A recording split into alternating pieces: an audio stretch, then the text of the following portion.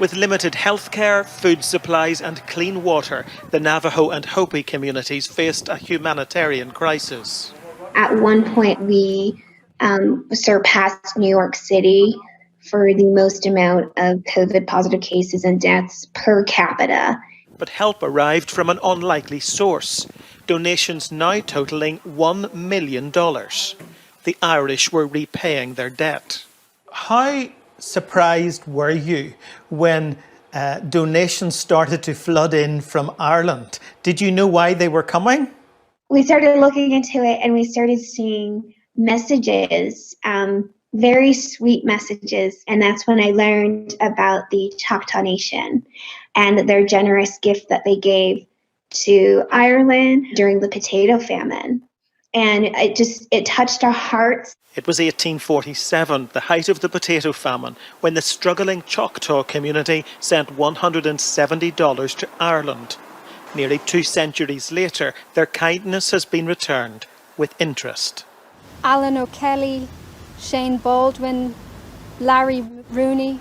Irish donation after Irish donation. The journalist whose retweet sent the appeal viral says Ireland had never forgotten. Getting help from so far away created a bond and a memory of that historical kindness that endures to this day.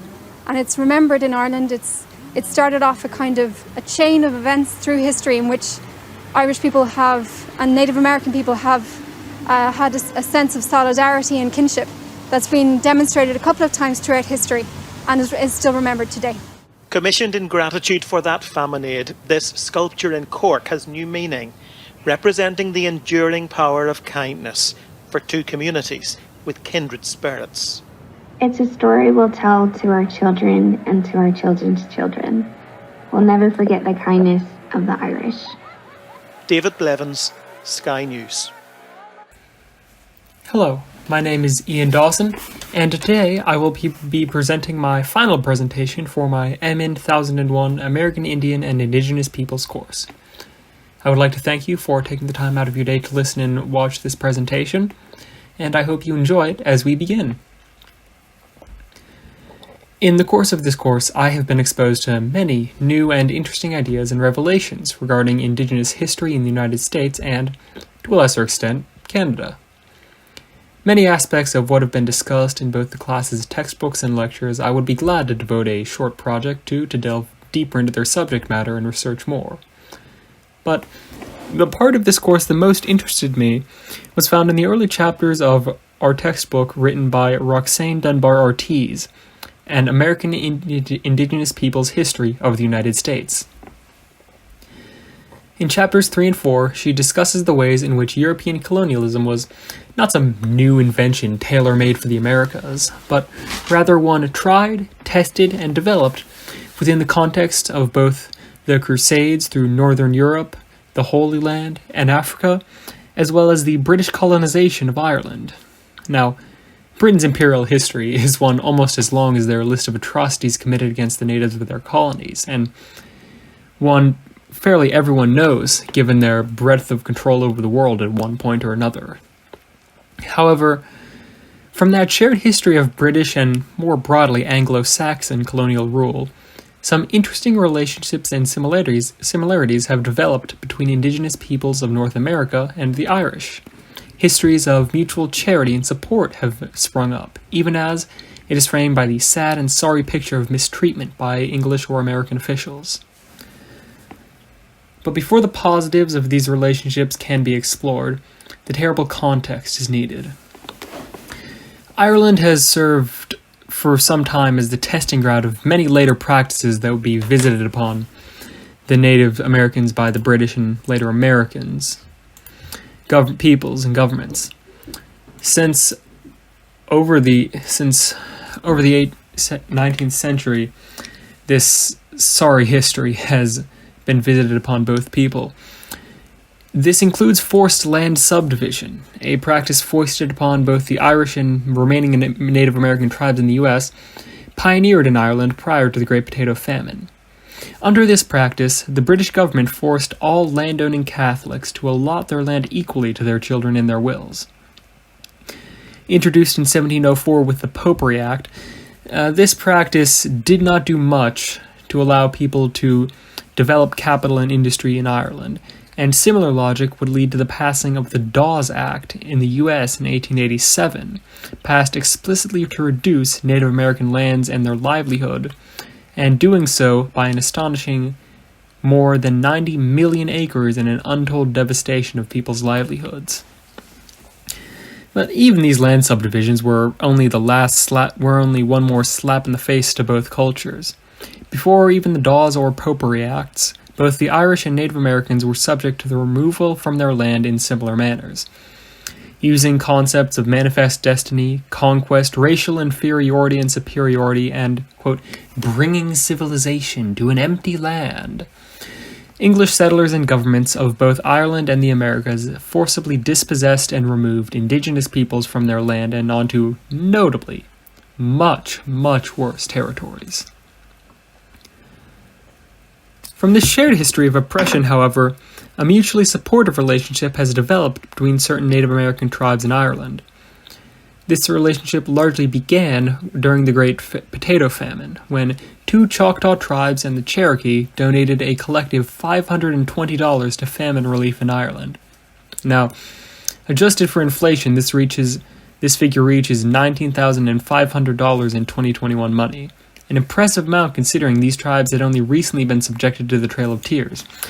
And, in fact, this was noted even at the time, with a report on the subject of American donation to Ireland during the Great Famine noting that, quote, the largest part was contributed by the children of the forest, our red brethren of the Choctaw Nation. Today, a stainless steel memorial stands in County Cork to commemorate this donation, named Kindred Spirits. It's quite beautiful, actually. In addition, during the coronavirus pandemic, the Irish people made a crowd-funded donation of over $2 million to the Navajo and Hopi peoples in recognition of the support of native tribes for their people in the past.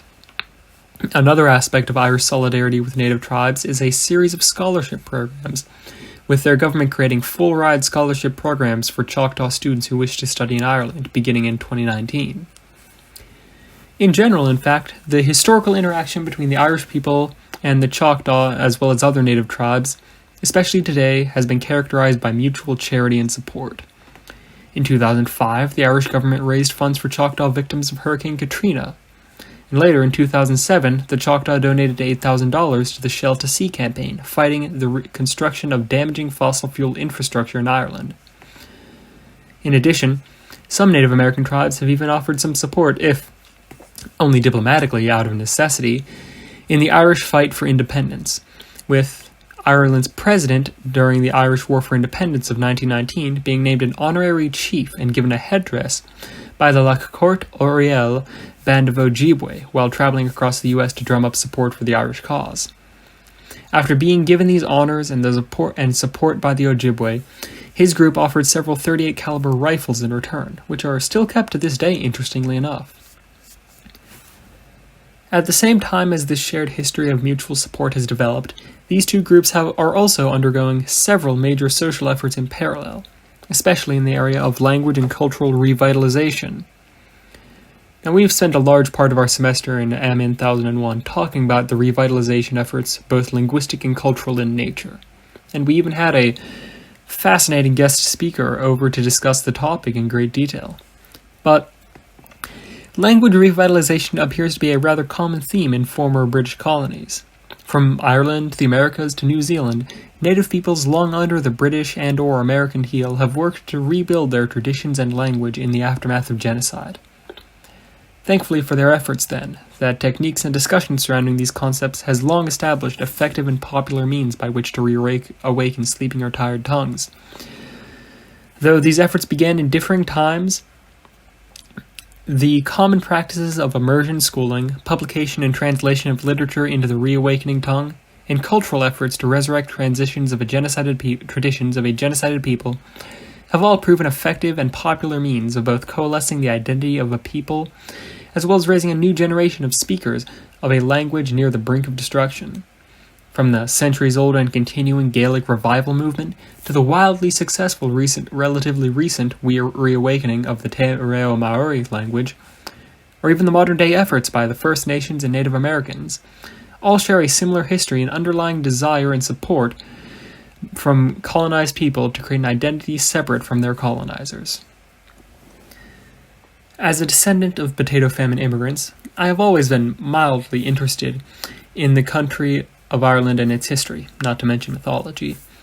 At the same time, the history of colonialism, which blossomed from a book about the history of piracy, has blossomed into an intense interest in the histories of a people not commonly discussed in my hometown of Pittsburgh, those people being Native Americans.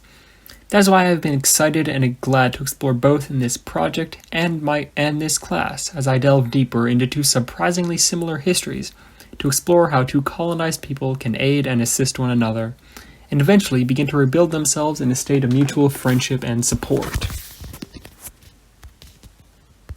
I would like to thank you all for coming to my presentation today and taking time out of your day to do so, and I hope you have a great winter break and great next semester.